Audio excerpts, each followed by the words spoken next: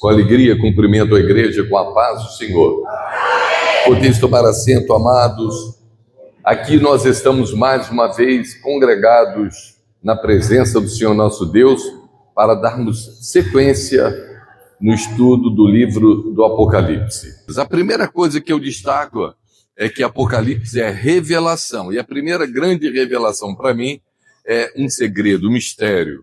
É a bem-aventurança que está contida no capítulo 1, versículo 3.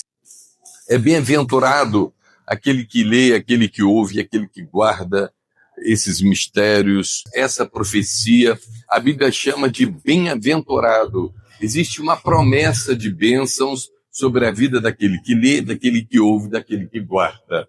Então você hoje, ao ouvir o livro, ao estudar o livro, ao guardar o livro, você está debaixo da bênção de Deus. Apocalipse 1, versículo 3. Também eu quero já dar um salto agora para o versículo 19 do capítulo 1. Nos apresenta como a profecia está dividida. A Bíblia nos mostra isso. A profecia mesmo nos revela isso. A profecia do livro de Apocalipse está dividida em 3 partes. Então, as coisas que tu tens visto, as que são e as que depois dessas hão de acontecer. Então, aqui nós vemos como que ele estava vendo o Cristo glorificado. Escreve as coisas que tu tens visto. Então, nesse primeiro momento, essa parte se cumpriu, porque ele escreveu a visão que ele estava tendo. A segunda parte da profecia é o que a gente vai estudar, as coisas que são. Essas coisas que são se refere a um presente, o verbo está no presente. Só que esse presente, queridos, é um presente profético. Esse tempo verbal que reflete o presente significa que aquilo de fato estaria acontecendo naquelas 7 igrejas. E nós esclarecemos que essas 7 igrejas foram igrejas literais. Esses acontecimentos foram acontecimentos literais. Não tenham dúvida. Isso aqui aconteceu, pastor? Sim ou não? Sim, isso de fato aconteceu.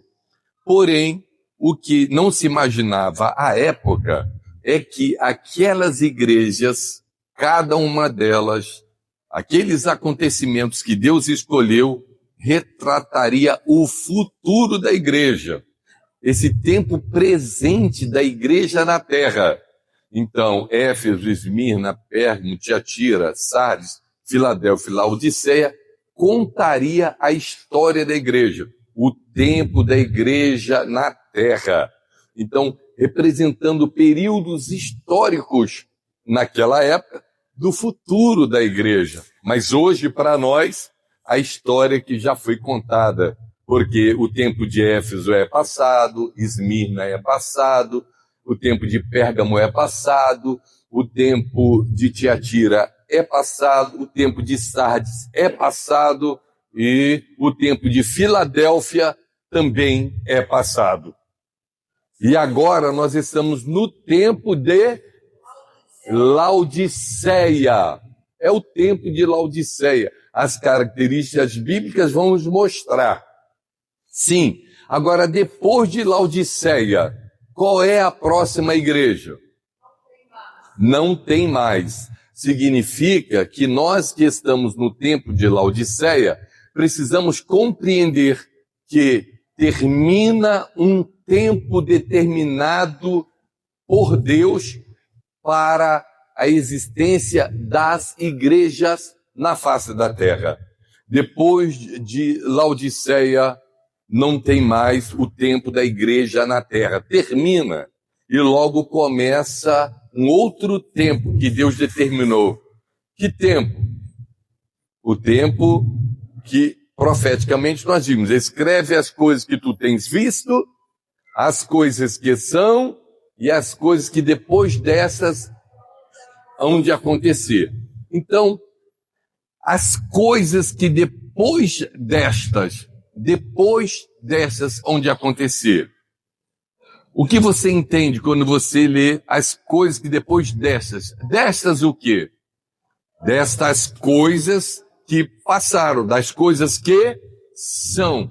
Terminado o tempo das igrejas na terra, biblicamente, a partir do capítulo 4, nós vamos ver as coisas que depois dessas hão de acontecer.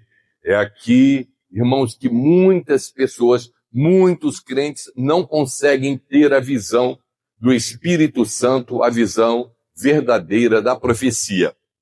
E aí há debates sobre que a igreja vai passar pela grande tribulação.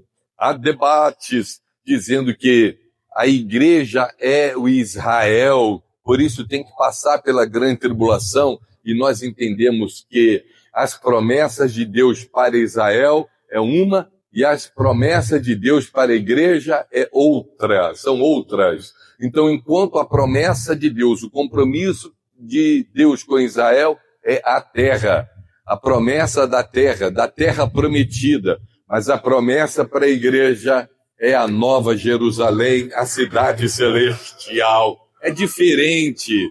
Então, queridos, a gente precisa compreender que existem profecias que vão se cumprir ainda para Israel.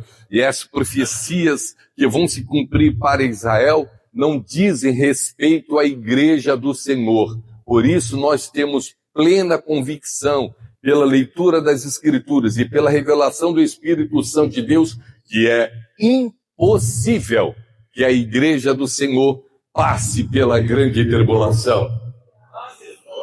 Dito isto, eu tenho que mostrar isso nas Escrituras, e a partir do capítulo 4 tem que ser revelado as coisas que depois dessas hão de acontecer. Quem pode dizer amém por isso?